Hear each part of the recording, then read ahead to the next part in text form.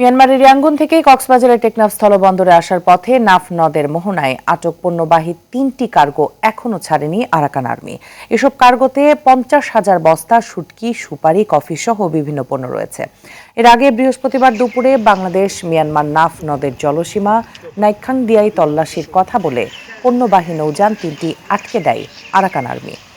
বিষয়টি নিশ্চিত করে টেকনাফ স্থলবন্দর কর্তৃপক্ষ জানায়, এখনও মিয়ানমার থেকে পণ্যবাহী কার্গো বোটগুলো ছেড়ে দেয়নি আরাকান আর্মি। এদিকে মিয়ানমারের রাখাইন রাজ্যে চলমান সংঘাতের প্রভাবে টেকনাফ স্থলবন্দর অচল হয়ে পড়েছে বলে জানান বন্দরের ব্যবসায়ীরা। দর্শক, এই বিষয়ে বিস্তারিত জানতে টেকনাফ থেকে আমাদের সঙ্গে সরাসরি যুক্ত হচ্ছেন সহকর্মী শাহিন শাহ। শাহিন, নাফ নদের মোহনায় পণ্যবাহী 3টি কার্গো আটকে রাখার বিষয়ে কি তথ্য আছে আপনার কাছে?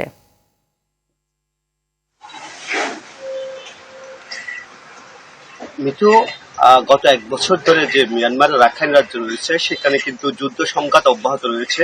এর প্রেক্ষিতে কিন্তু প্রতিনিয়ত যে সীমান্তবর্তী জেলা উপজেলাগুলো রয়েছে এর প্রভাব কিন্তু ব্যাপক এবং ব্যাপক হারে প্রভাব পড়েছে। আমরা সর্বশেষ যে প্রভাবটি লক্ষ্য করেছি, গত মাসে কিন্তু যে মংডু শহর রয়েছে সেটি কিন্তু আরাকান আর্মির দখলে নিয়েছে। এর প্রেক্ষিতে রাখাইন রাজ্যে কিন্তু পুরো শহর, বেশিরভাগ শহর কিন্তু আরাকান আর্মির দখলে রয়েছে।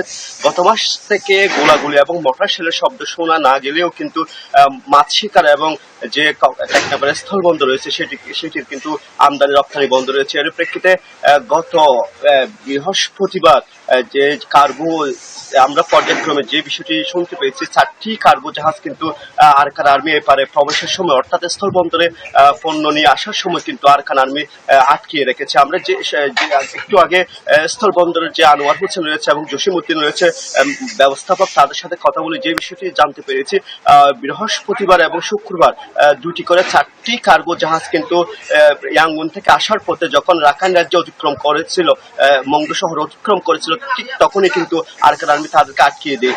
পাশাপাশি তারা এর আগে যে বিচ্ছিন্নভাবে যে পণ্যবাহী বুটগুলো আসতো সেখানে কিন্তু তাদের আরাকান আর্মির সাথে বোঝাপড়া করে আসতে হয়েছে। আমরা যে ব্যবসায়ীর সাথে কথা বলেছি তারা আমাদেরকে জানিয়েছেন যে তাদের সাথে বোঝাপড়া চলছে, খুব শিগগিরই আরাকান আর্মি কার্গো পণ্যবাহী কার্গোগুলো ছেড়ে দেওয়া হবে। কিন্তু সে তথ্যটি যে বন্দর কর্তৃপক্ষের কাছে নেই বলে তারা আমাকে জানিয়েছেন। তারা জানিয়েছেন যে এখনো পর্যন্ত আমরা যে কার্গো আসবে কিনা সেটি কিন্তু এখনো বলতে পারছেন না। তবে যে স্থলবন্দর রয়েছে স্থলবন্দর কিন্তু আমদানি রপ্তানি শূন্য বললেই চলে। পাশাপাশি বিচ্ছিন্নভাবে এই পণ্যবাহী কার্গো জাহাজ আসছিল। মিতু, এই হচ্ছে বন্দরের সর্বশেষ। শাহিন, অসংখ্য ধন্যবাদ আপনাকে আমাদের সাথে যুক্ত হবার জন্য।